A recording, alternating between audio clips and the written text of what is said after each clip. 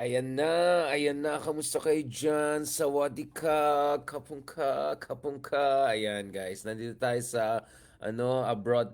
Mag-showbiz na lang ako sa abroad guys, kasi ito.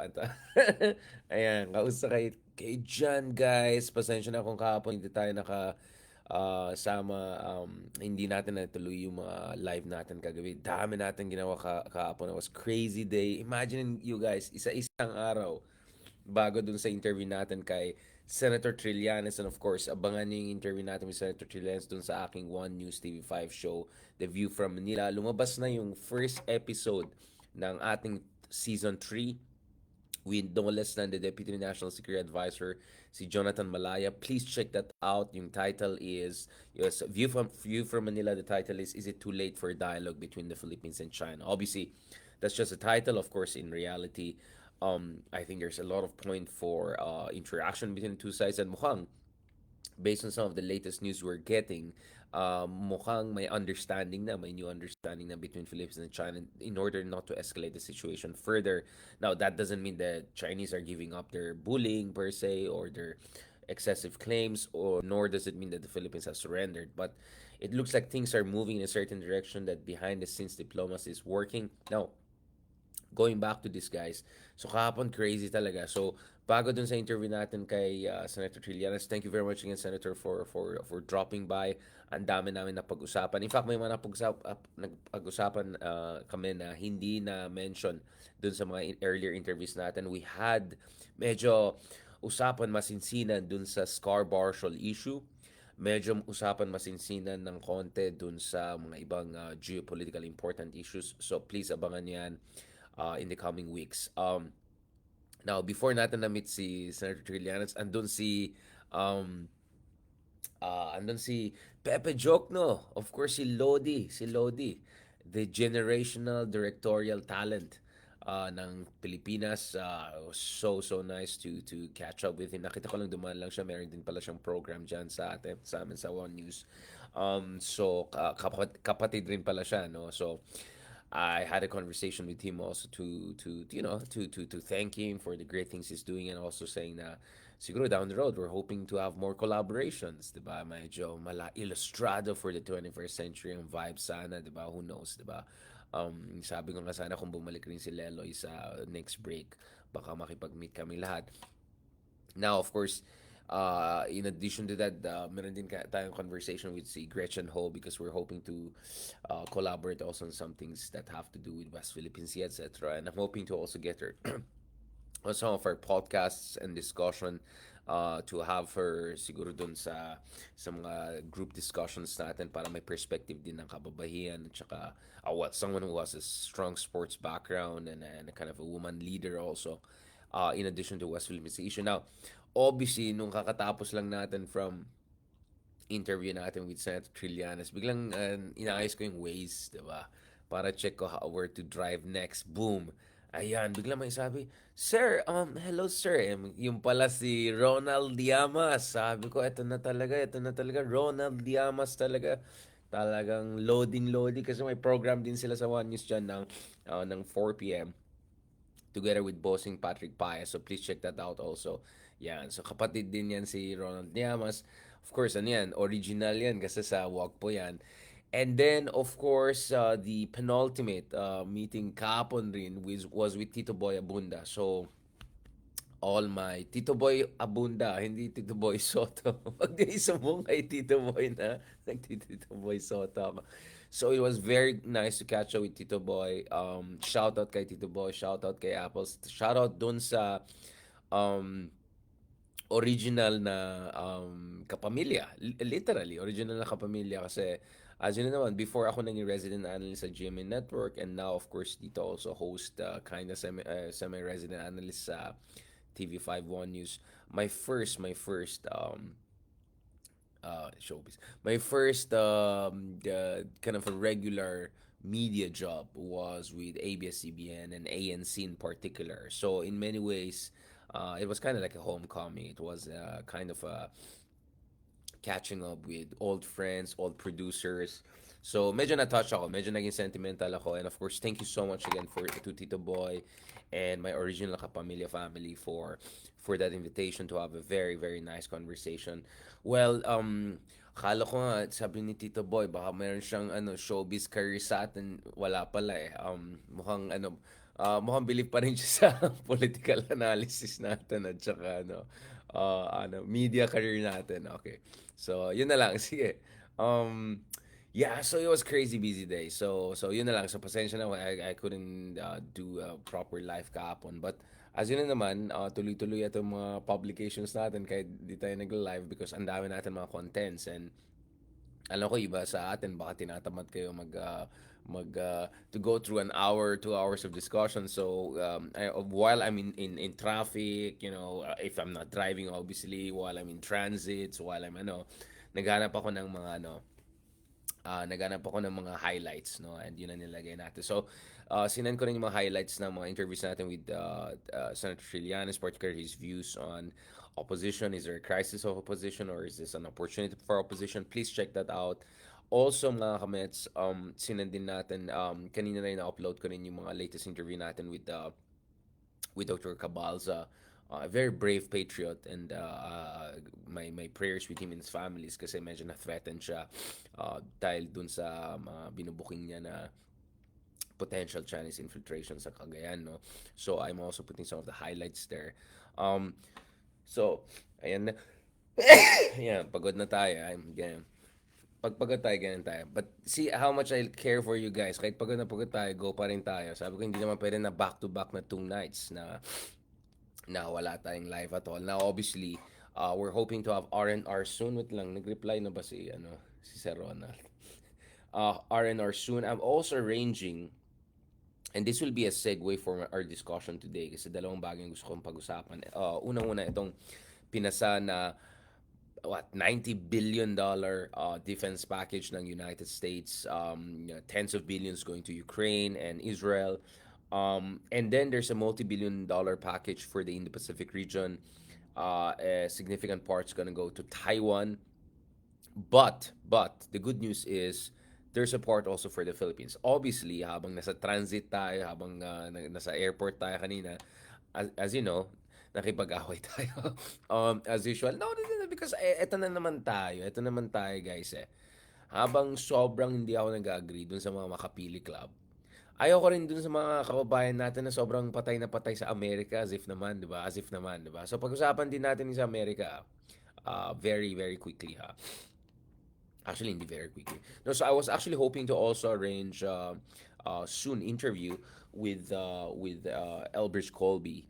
Um, Medyo mukhang Kennedy ito eh. And this guy could be the next US Secretary of State or something very very high level official if ever manalo yung kabila sa November elections. At itong tao na to has served at very very high level in government and all. So matalinong taong to.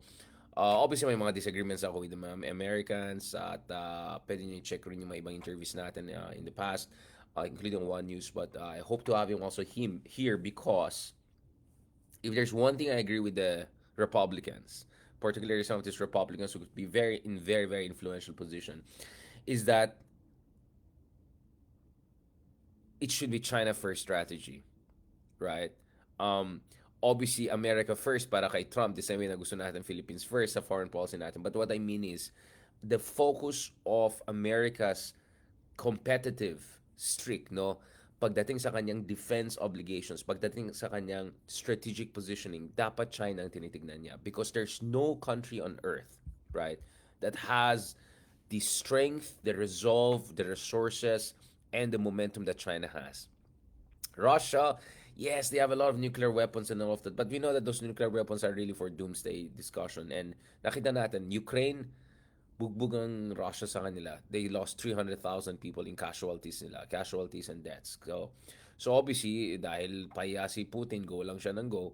But nakita natin yung all-out invasion niya sa Ukraine, hindi gumana. And now,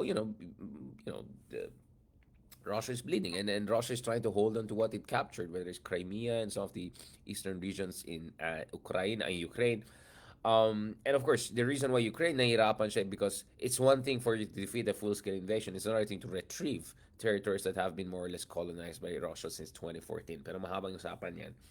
Um, Now, my thing is, we have to have a proper conversation about a set of things, including ano ba talaga ang gusto natin mangyari dito, di ba? Pagdating sa ating relationship with the US. The other thing I want to also discuss is, itong guys, may update na tayo. So, as of kanina lang, 9 p.m., konfirmado na Governor Mamba of Cagayan has been disqualified from office, no, or from running for office. So pag-usapan natin yan. Of course, 2 days ago there was already a Supreme Court ruling on this issue, but now it's official na. And of course, the relevance of this is not only because pinag-usapan natin ng Cagayan kahapon, the other day, at kanina, in light of, fears of infiltration of Chinese spies, among others. Let me be very clear. Ako, I'm very sensitive sa mga ganitong issue ng spies na yan because, uh, let's be honest, meron tayong prejudice. At let's be honest, things could get out of control. So let's be very careful when we say spy and spy. Na-hurt ako kasi may mga kaibigan akong Chino. As in, hindi lang Chinoy, as in Chino. No? At mabait na mga taong to. Kilala ko yung mga friends tong mga to. At yung parang joke sa akin nila, uy, spy kayo or gano'n. Na-hurt din sila. Na-hurt din sila. Marami naman mga Chinese, hindi lang Chinoy, na nandito sa Pilipinas for different reason. For love, for education, for work, etc. na walang kinalaman sa politika, etc. So I also want to tell this to my Chinese friends and my Chinoy friends. I mean, well, Chinoys are compatriots. Ibang usapan na yan. I feel for you. Na I also don't like this kind of prejudicial discussions. Oh, but pag Chinese, I also had Russian friends. And some of my, I remember some Russian friends joking, "Oh, don't worry, I'm not KGB or something." Like it's a joke, it's a dark joke, but I know what they mean, diba? So, unfortunately, meron kasi tayong tendency na pag certain countries, meron tayong mga stereotypes and all. At masakit yan, masakit yan. And I can go on and on and on. I mean, people from the Middle East, obviously, marami din tayong mga kaibigan, etc. Now, they also complain about other forms of prejudice they face not only in the West, but also in places like the Philippines. So, para sa akin, dapat sobrang ingat tayo, guys, pagdating dito sa generalizations. And we have to really curb our negative tendencies, particularly in stereotyping, etc. But having said that, ito na yung hinihintay nyo. Siyempre, katulad ng sinabi ni Senator Cynthia Villar, bababa tayo! Hindi ko naman bababa tayo! Diba? Hindi naman tayo bobo, diba? Kailangan din natin ang check because as much as we have to do to guard against prejudice, racism, stereotypes, we also have to guard against potentially real and present danger to our national security. 'Di ba? Ayan, may mga kameta tayo nag-join from Sydney, Australia. Speaking of Australia, Australia for a very long time had very good relationship with China. But over time, talagang may evidence na nag-infiltrate ang Chinese government ng Communist Party at kinukop nila yung mga politicians. Most notoriously, si Sam Dasyori, um, who was this rising star senator from minority background, immigrant parents, etc. And Dasyori was later on found out to have had some sort of inappropriate or illegal kind of chummy relationship with certain business figures, Chinese business figures who were probably doing things in behalf of the Chinese government. And some of the positioning that Daciori did as a Filipino, I feel offended because he was taking a pro-China stance on the South China Sea and questioning the arbitration case. And so I remember very well because I used to be in Australia a lot from 2011 to 2019, right? So I constantly went back and forth, and I saw the evolution of Australia, and eventually Australia by 2017, 2018 went very strong on this, and very strong on cracking down on infiltration of China in terms of their critical infrastructure. So binan nila yung Huawei from entering their critical infrastructure. They cracked down a number of politicians or certain channels of influence operations. So ang Australia po ay napakagandang bansa. Ang Australia po ay very democratic country, and at the same time, hindi rin sila bobo. Diba? Sabi ng mga Israel, bobo ba tayo? Siyempre gusto natin ng trade and all of that, pero ayaw rin natin na mukhang tayo, mukhang syunga, diba? So, initially, of course, also nainis ang China, nag-threaten, but in the end, wala rin, wapak rin yung threats ng China. Tuloy-tuloy pa rin yung trade nila. In fact, yung trade nila nag-expand over the years despite all the threats by China. Um, Now, the other country, of course, I'm familiar with is Taiwan, and I used to be based there as a visiting scholar. And Taiwan is another fantastic country. It's a fascinating country. Of course, it's a Chinese majority country in terms of ethnicity, but of course, these are Chinese folks who identify themselves as Taiwanese majority wise, and more over time. But Taiwan also has tried to put national security consideration next to its civil liberties and democracy. You go to Taiwan, it's a robust, vibrant democracy doing fantastically well. But at the same time, they have all sorts of different legislations and laws para siguraduhin, guys, no, na walang kalokohan, para siguraduhin na walang infiltration, walang because alam na alam nila sa Taiwan na talagang may mga bayaran diyan na pro-China including isang presidential candidate before allegedly kada medyo may pamalatatay digong din silang presidential candidate dati na biglang lumaki yung following, biglang lakas na sa social media nung ni-research nila na detect nila na based in mainland marami sa mga followers niya and all of that. So, very suspicious yung circumstances. Anyway, so, looking at these countries, I think, sa Pilipinas talaga, guys, dapat hindi tayo susunga-sunga. Diba? We have to be very, very smart. But at the same time, guys, we should not allow na yung fundamental characters of our democracy be undermined. Diba? Mahalaga talaga yan, guys. We have to protect the fundamental character of our democracy, and I think that balance is very much achievable. So, wag tayong magpaututo dun sa mga makapilis na, uy, biglang, ito yung nakakatawa, diba? Yung mga makapili na yan. Ito yung mga pro-digong. Ito yung gusto maging authoritarian tayo. Ito yung mga pro-China na totalitarian system. And then biglang freedom of expression, civil liberties. Of course, I am for freedom of expression and civil liberties. And I fought for freedom of expression and civil liberties nung panahon ni Digong or anyone who tries to threaten it, right? I stand for those things. But it's so hypocritical. Actually, it's not hypocritical. Talagang user-friendly itong mga walang yang makapili na yan. Gagamitin nila ngayon ang democracy issues para lang tuloy-tuloy yung kanilang ligaya pagdating sa mga bayaran na propaganda nila, di ba? Now, going back to this mga kamets, so two things very, very quickly, pag-usapan natin. A, etong bagong pinasa na emergency funding galing sa galing sa United States. Sorry, tinatanggal ko lang itong mga videos ng mga makapili na yan. Okay, biglang napuno to. Oh, ano ba yan? Diyan na pa ng mga video ni ate, si madam. Ang dami nagalit sa akin kanina kasi nag-post ako. I mean, medyo sanay na ako na maraming galit. May na-post kasi tayo guys yung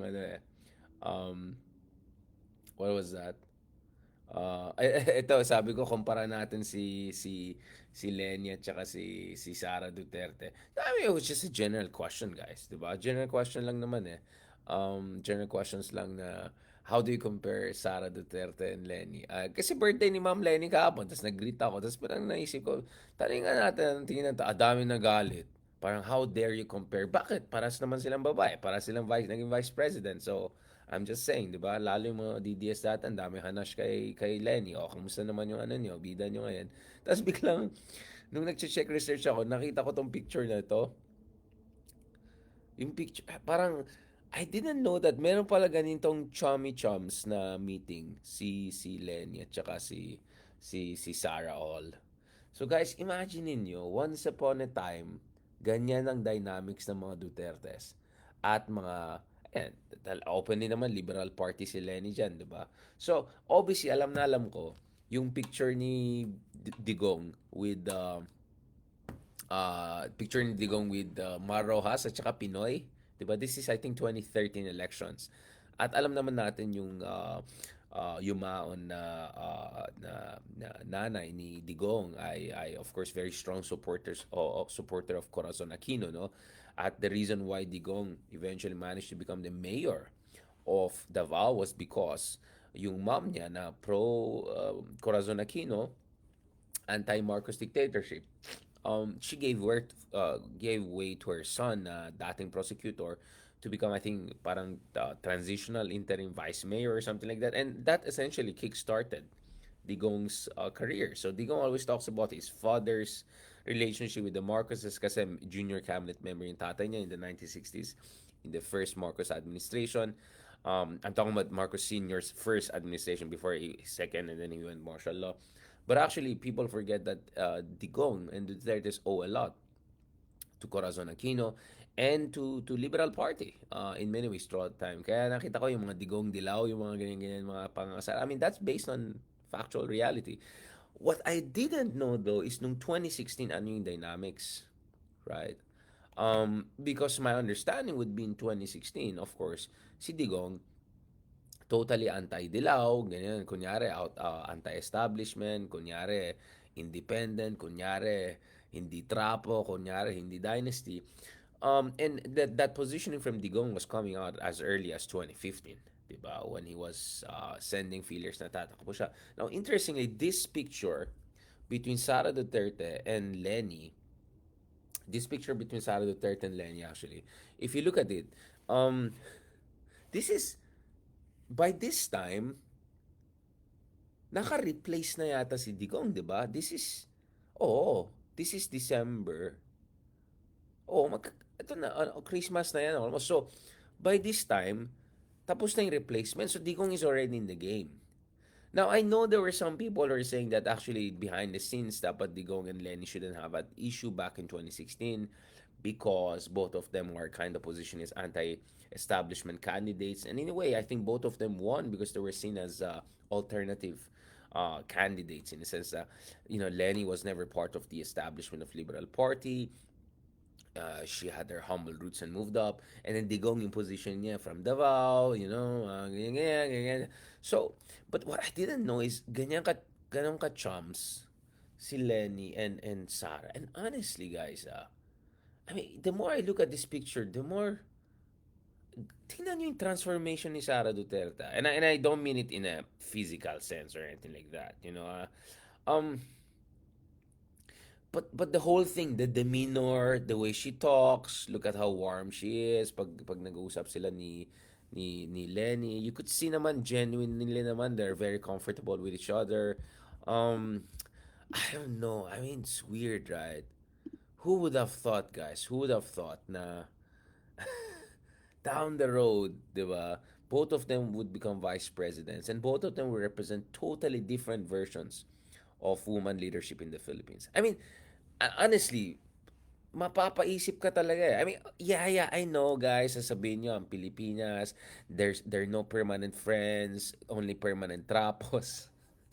May bago naman akong kinota. In the Philippines, there are no permanent friends nor permanent enemies, only permanent trapos. Alright? Medyo agree ako dyan, di ba? And this is where you see, kung isa kang progressive leader, katulad ni sorry.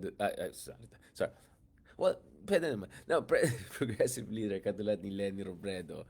Imagine all of the dynasties and trapos you have to deal with. But, guys, I mean, this looks like a genuinely, nice picture. I don't think nagpapakit lang sila Lenny and all that. I think they really had a nice conversation. I think they really had a good time. You could see the vibes, you could see the mutual respect. You could see how Sarah is very respectful of Lenny, very differential, very chill, and then si Lenny naman, kasi naman natutuwa siya at matapang na I mean, of course, by this time, alam naman natin lahat na sumasapak yung isa, di ba, nung sino ba yung piskal ba yung ginanong niya? I mean, Lenny knew, but you could see that there was this kind of a charming, parvenu, the kind of very nice provinciana kind of vibes. I mean, you could see that, guys. You could see that, guys. But I mean, who would have thought, no, that Lenny would from that kind of a vibrant, young, rising star to becoming the face of the total opposition, and then in 2022, Sara will join the other side together with BBM and try to pin down the liberal progressive pink movement. I mean, crazy guys, crazy when you think about it. Grabe, di ba? How, di ba? I mean, who would have thought Sara would be our vice president one day, and Sara would be seen as a kind of a as a kind of a favorite, prohibitive favorite to be the next president. Obviously, that's no longer the case because Rafi Tulfo is leading now in the service. But I'm just saying, it's just fascinating how history turns, you know, the twists and turns of politics. Anyway, and honestly, if you ask anyone at this point, would you have thought that Sara Duterte would be a top presidential candidate one day? And my sense is Sara could have become the president if had she run in 2022, and Marcos likely would have withdrawn in that case. Mahabang usapan yan. But I'm just saying, napapaisip ako dyan. Pero, diba? But speaking of yung sinasabi ni Digong na weather lang yan. Speaking of weather lang yan, eto na guys, may development na rin tayo. Ayan, hindi na matuwa yung mga makapili dyan. Eto na guys, yung first openly pro-China Philippine governor of the Philippines, si Governor Mamba. Again, let me be absolutely clear about this. I have nothing against people preferring better relationship with other countries na hindi Western. If anything, I completely support us diversifying beyond the United States. I completely support us building good economic relationship with our neighbors. And I think China has a lot of good things to offer. The high-speed railway they built in Laos. I'm now in Indochina, so in this region, China, medyo mabango China. Thailand has a very good relationship with China. They have a lot of projects together. BYD is gonna be... So, ang problema kasi sa mga makapili na yan, gine-generalize tayo na lahat tayo ay anti-China, hate natin. No, actually, I'm completely okay with good relationship with China. Provided China respects us. Provided hindi tayo binubuli. Provided hindi claim yung sovereign waters natin, or sorry, hindi siya nag-claim ng exclusive economic zone natin for that matters at the expense of our sovereign rights and all. So, yun yung sinasabi ko mga kameta dito, no? Ay, wait lang. Ay. Okay. Baka maano tayo dyan. Copyright tayo. Ano yan. Don't know, I mean, ba't napunta dito? So, ito guys, so it's official na si Cagayan Governor Mamba ay medyo medyo alanganin na yung position niya because there was a petition to disqualify him before it went to the Supreme Court, but eventually the Supreme Court overturned the dismissal of that petition. So the Commission on Elections First Division has ordered Cagayan Governor Manuel Mamba disqualified in the May 2022 election. So ibig sabihin, hindi na siya maging governor ng Cagayan. I think he has to step down, so that would probably that would mean that the vice governor, the vacant na yun. Okay, let's talk about this. So in its 23-page ruling on Wednesday, so I'm saying the other day passing ruling, um, April 24, in a separate complaint petition filed by Laura Victoria Casuay, COMELEC First Division Presiding Commissioners Socorro Inting and Commissioners Aimee Ferolino and Ernesto Ferdinand Maceda Jr. declared the gubernatorial post in Cagayan now officially as vacant. The commissioners also declared that the law of succession quote shall apply and the vice governor shall automatically succeed and shall hold office as such. Yung nga sinasabi ko, automatic dapat yung vice governor move up. Incumbent vice governor has yet to comment dito sa latest developments. Yung commissioners also asked yung COMELEC Law Department para mag-initiate ng isang preliminary investigation, quote, for the possible filing of an election offense laban kay Mamba for allegedly breaching election laws on vote buying.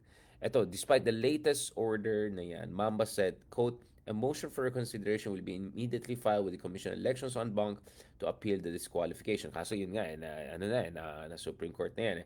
Mamba also appealed to Cagayan people to, quote, to be calm and composed and said that he, quote, will remain and continue as his role as governor of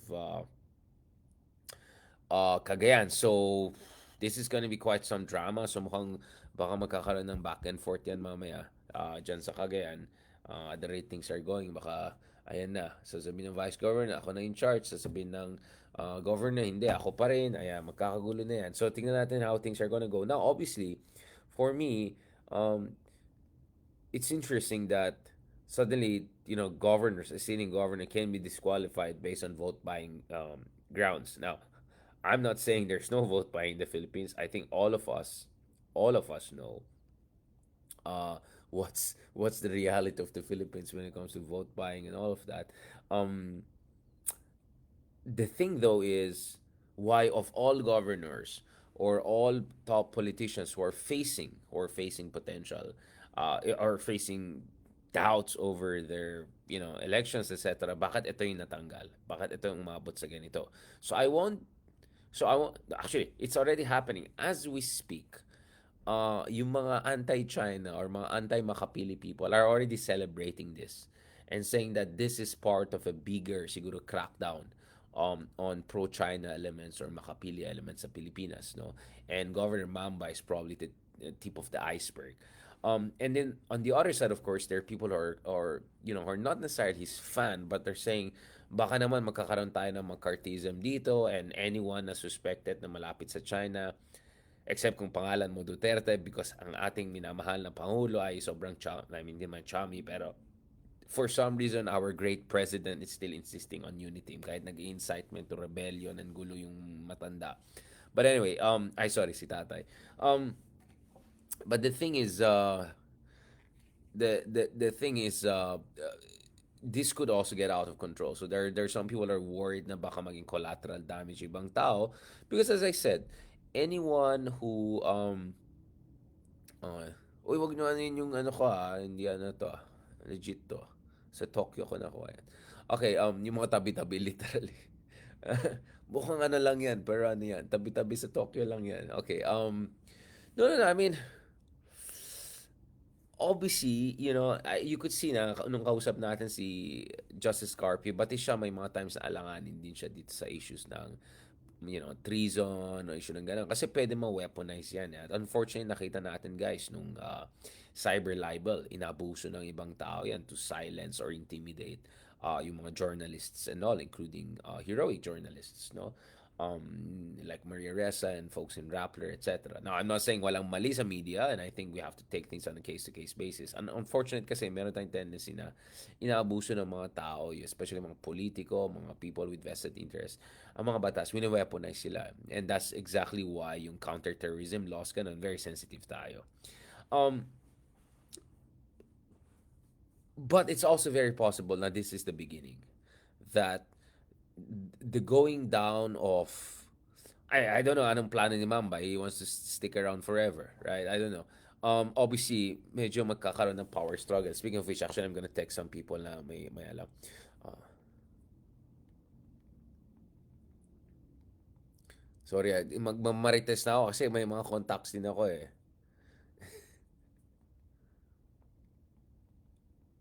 Okay, magmamarites ako dito on the sides. Pasensya na guys, kasi kailangan ko, kasi alam mo naman, medyo all over the place ako. Pag di ko ginawa yan, mamaya yung iniisip ko nasa kabila. So ito, nagtatanong ako ano yung mga latest marites dyan sa Cagayan. Okay, kapsat. Ano yan, ti latest? Apa eh? Hmm. Lawit this one na. Okay, anyway, eto guys. I won't be surprised that what we might see in the coming days and months is more and more crackdown or some sort of pushback against yung mga shamelessly pro-bullying sa West Philippine Sea, di ba? Hindi ko na alam dun sa mga no comment. At least yung mga no comment, wala silang problema dahil no comment nga. Um, Kaso mukhang bati si BBM, medyo nagpaparinig na sana naman. Baka naman gusto magsalita yung iba. But anyway, but at least yung mga obviously na medyo shield, medyo obviously na bayaran, alright? Medyo obviously na ano, 'di ba? Baka naman. Kasi kaya nakita ko alam mo niyo guys, you have no idea. I'm on the email list of people from completely opposite camps.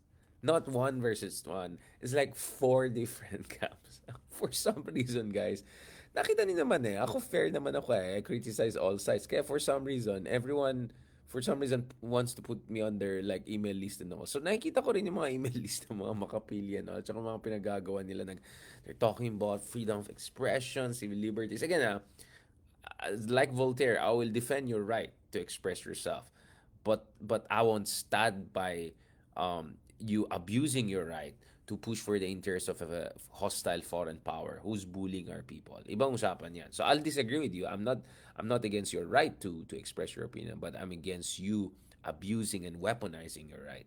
Um, to undermine our national interest and territorial integrity. At saka yung isa pang nakakainis, dun sa mga ibang makapili niyan, buti nga, di ba, buti pa ako, hindi ko pinapangalanan.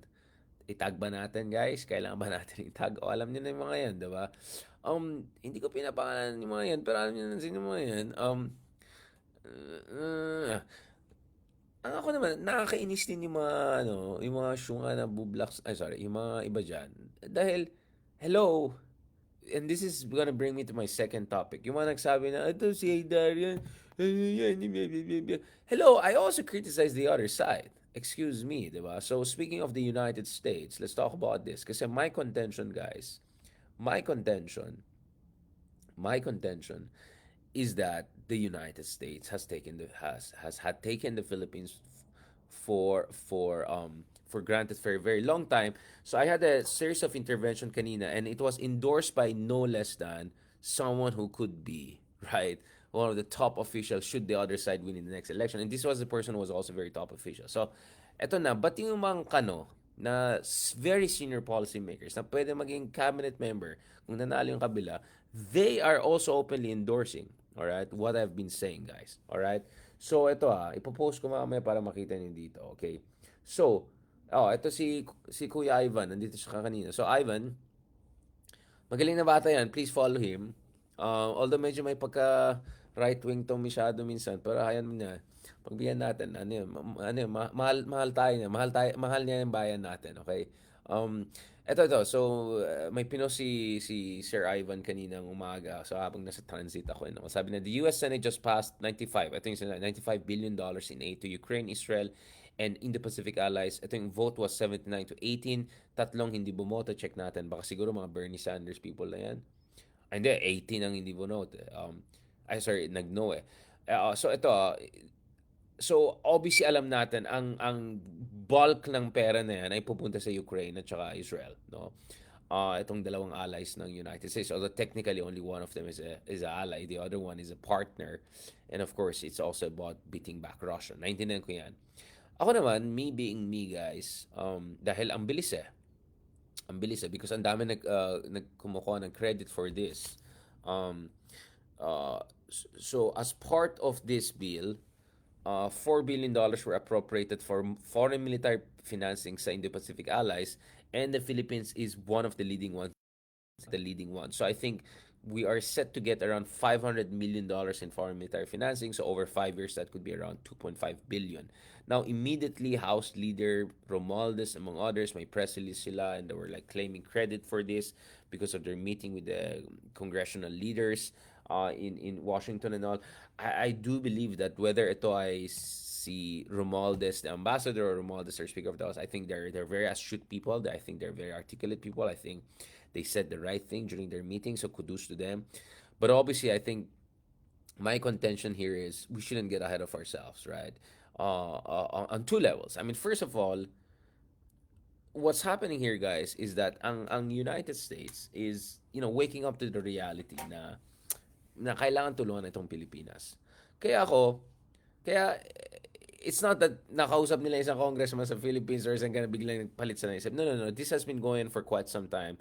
And believe me, I know what I'm talking about because I've been consistently going back and forth to Washington, D.C. for the past 10 years, right? For speaking engagements in all of their major think tanks. I talk to people. I know what's going on behind the scenes. Of course, there are a lot of things that I've been told, not to mention, of course, our own discussions and interviews with Philippine ambassadors, particularly Ambassador Romualdez, who I have a lot of back and discussions, including on the record, including here on our show throughout the year. So believe me, I've been going back and forth with the past 10 years. I'm kind of keeping up with things, no. But you see, my contention here, and this is not anything with you, Ivan, or anything like that, is that I said, okay, naman, medyo sarcastic din tayo. So, amazing. Very amazing. I mean, of course, $500 million is not small. But ang point ko is, Philippines is being bullied by the world's largest naval power, which is China. Now, we can have a conversation if China has the quality that the US has.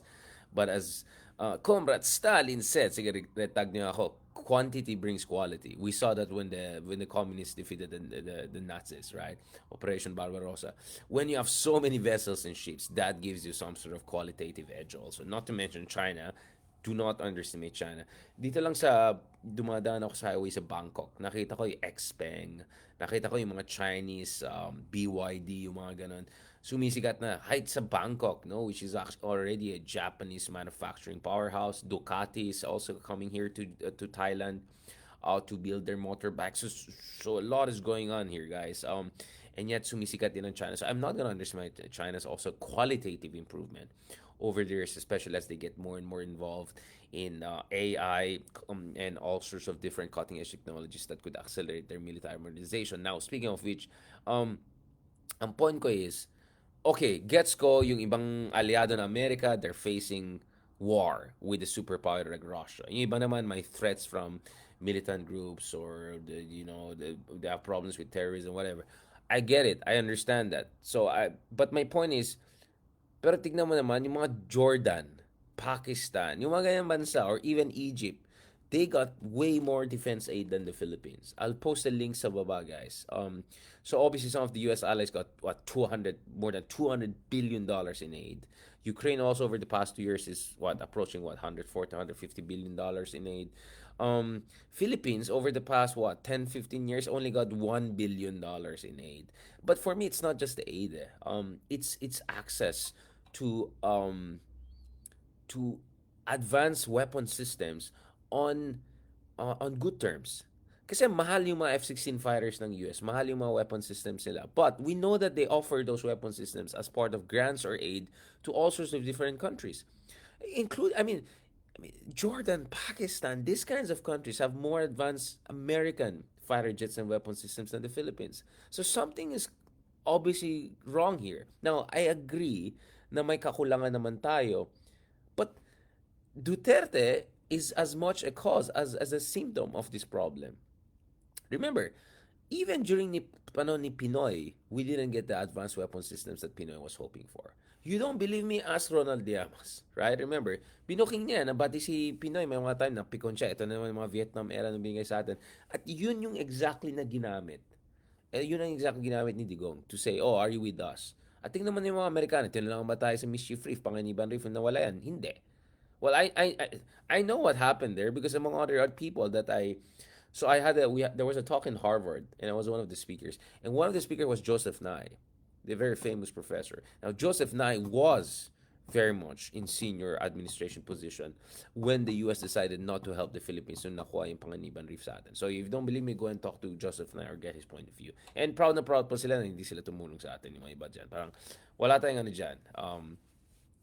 Yes, umalis yung bases nila earlier, but that's not a reason for you to abandon us because we still have a mutual defense treaty. Nagpadala sila ng 2 aircraft carriers during the third Taiwan Strait crisis. Taiwan is not even a treaty ally of US. They did that for Taiwan. Tayo na still treaty ally in 1995, 1996, hindi tayo tinulungan. Scarborough Shoal. O, tanin nyo si Trillanes. Well, Trillanes has a slightly different take, but most people I talk to, including people in DC, maraming galit because feeling nila si Obama hindi tumulong sa atin. Particularly si Kurt Campbell was not very forthcoming and helpful to us. So I can go on and on about this, guys. I can go on and on about this. Kaya nga, in fairness, both Biden at saka yung Trump administration, at least sila, pagdating sa mutual defense treaty, klarong-klaro sila, consistent sila, and public sila about it. Very, very limited wishy-washiness compared to mga dating American administration. So please, don't come and tell me na, magpasalamat tayo. Okay, yeah, I'm glad that we went from 100 million to 500 million. But let's not forget that other countries are getting $200 billion over the years, $100 billion over the years. But okay, let's say those are exceptional cases. What about Jordan? What about Pakistan, right? What Egypt? I mean, these guys are Abraham tanks that Egypt has. And may mga police, yun ang minsan, masyado kasi tayong easy. Tapos yung ibang Amerikano na masyadong patronizing. Sabi niya sa Amerikano, hindi naman kayo sinusugod ng katulad ng ginawa sa Ukraine. Ganun. Parang, first of all, let's not forget, Ukraine already defeated Russia's invasion. Alright? Almost 2 years ago. The issue right now in Ukraine is not a Russian invasion, it's a Russian occupation, especially of the area that they occupied back in 2014 pa. So this is a territorial reacquirement or territorial retrieval issue we're talking about. Kaya the dynamics are totally different. Now Russia is in defensive. Yun na naman sa mga syunga na hindi nakakaintindi. The reason why nahihirapan ng Ukraine ngayon is because now Ukraine is on the offensive and Russia is on the defensive, and the Russians are very good in scorched earth defensive style.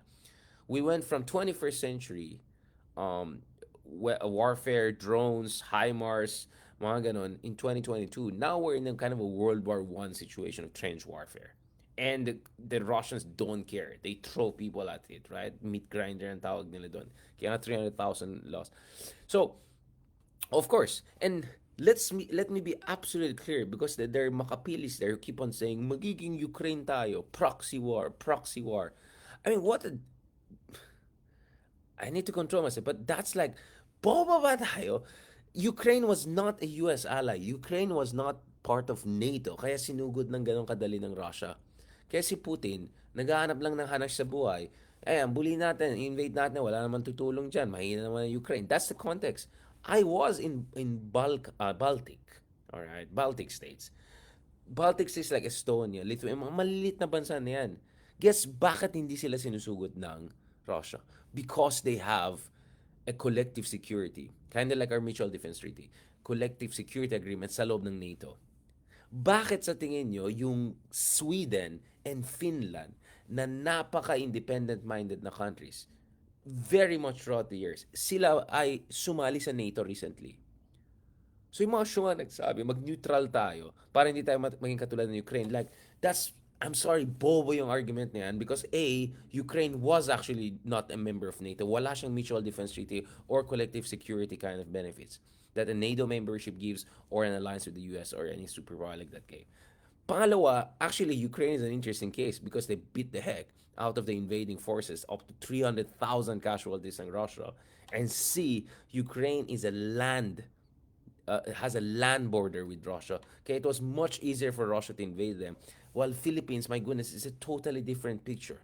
Taiwan, kaya nga hindi pa rin nila invade ng Taiwan, ng China, kasi alam nila na po. So, actually, Ukraine is a horrible example for this Makapili. But wala naman pa kayong mga yan eh. They think na wala tayong alam, so they're just gonna go there and proxy war, tatakutin tayong ganun. I'll tell you what, Digong used fear to create he created a climate of fear to create a kind of a semi-dictatorship, quasi postmodern dictatorship. Kasi postmodern dahil walang disiplina, walang pag-iisip katulad ni Marcos Sr., walang methodical subversion of democracy. But he had that quasi dictatorship under which he he used fear para hindi natin siya i-check. No? He used fear to justify yung walang kakwenta-kwentang bara-bara na war on drugs and a horrible humanitarian catastrophe. At who knows, baka maano na yan, baka mga ICC na yan at the rate things are going, and many other officials. That was a disaster for the Philippines, by the way, as far as the Duterte war on drugs is concerned, among others. And then now, dahil alam nila, ang karamihan ng kababayan natin ay galit sa China at hindi sangayon sa kanila, they will do again politics of fear. This time naman, magkakagyera. Well, actually, you guys are insulting China. You know why? Because China is not stupid.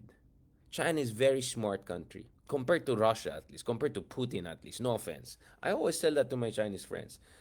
Xi Jinping is not Putin. Am I saying there will not be war? No, I'm not saying there will not be war. Of course, there's always risk.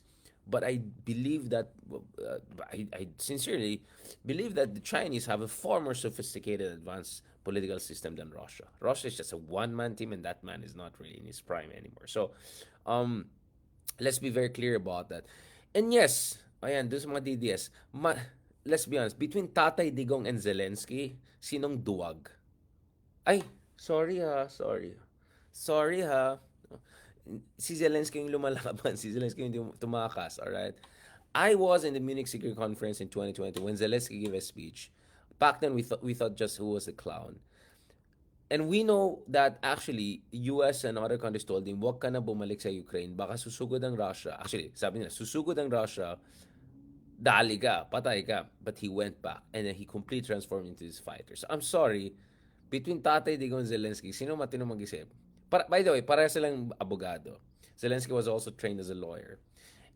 I think he not only has a better humor than Digong, but he has a lot of more, alam niyo na yan, okay, connect the dots. Now, going back to this, ang point ko naman sa US is, okay, it's good, kaso, kasi nakita ko nag-respond din ang yung ibang American friends natin. And funny, yung mga Republicans, agree sila, pero yung mga Democrats na kaibigan ko yung nag-react na, this is a big deal, first time nangyari. Okay, but Philippines is starting from a very low base, okay? We're even behind the Jordans and Pakistans and what Egypt. The reason I didn't use Egypt that much because of course I understand the dynamics of the 1979 the dynamics of the 1979 peace deal. I get it. All right. Believe me, I know all of the history. I know all of the everything. Okay. So, yes, hindi duwag si Zelensky, patriotic si Zelensky, mas matinong itsura niya, mas magaling siyang lawyer or maayos tignan. Sorry guys, for 6 years you use politics of fear so that people will agree dun sa bara-bara catastrophic war on drugs. Ngayon naman, gusto nyo gamitin yung politics of fear para mag-surrender tayo. Now, the good news guys is, mukhang tama yung sinabi ko. All you need to do is stand your ground, build your strategic capital, and now with this major balikatan exercises happening in US and France and all of them coming in, it's not proxy war that is happening, mga Makapili friends. Medyo napaisip ang China. Na-realize na lang na the more they bully us, they push us, the more we can ask for help, the more na ma-counter-encircle ang China. Kasi ang gusto ng China, sosoloyin tayo. Sino naman, di ba, bababa tayo. Gusto, kung ganyan kalaki yung katapat mo nagbubuli sa'yo, gusto mo solo ka lang to deal with them on one-on-one? Di ba? No, you want to get friends and allies so that you have leverage, right? And as far as US is concerned, they're not looking for war. You know why? Because they already had a lot of war on their hands, from the Middle East to Europe. So this is about game of deterrence, mga kameta. Game of deterrence. And I think we're doing so far so good. So wag tayo magpabuli dito sa mga makapili na yan. And, okay, dun sa mga post natin ulit yung picture natin. You saw it, man. We got the guns just in case. So, I'm sorry. Don't put this, kung matapang ka, punta ka sa Wellman. We are already risking our lives fighting against Digong all those 6 years. And we're already putting a lot on the line by pushing back against all of this. So please, don't question our courage and all.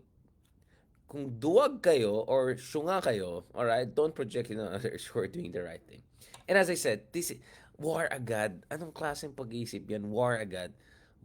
Utak pulbura ba kayo? War agad. Between peace and war, between total harmony and war, 100 other things could happen, guys.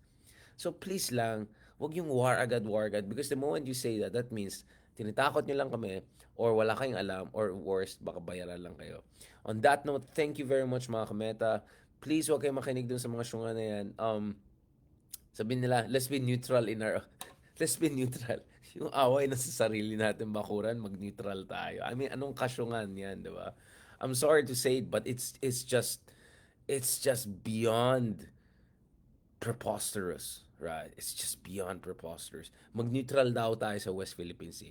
Habang tayo mismong binubuli, neutral lang tayo. Sige, hindi, okay lang. Sige, diretso lang kayo. Ayaw namin ng gulo. Sige lang, neutral tayo. I mean, diba? Proxy war yan. Huwag tayo humingi ng tulong. Magpaano tayo sa China. Pasolo natin sarili natin China. Tatay Digong style. Alright? Diba? Second ko ulit. Bababa tayo. Diba? Ito na naman. Diba? Sabi nila, magpakabait tayo. Darating ang investments. BYD. Xpeng. Ganyan. 6 years na nga doon si Digong. Anong nakuha niya sa China? Diba? Halos wala. Anong nangyari sa Mindanao Railway Project? Wala. Na jet ski. Kaya kinokontrol ko ang sarili ko, pero okay, mga kameta. Let's stop on that. Magpahinga na ako. Medyo may mga talks pa tayo bukas and all.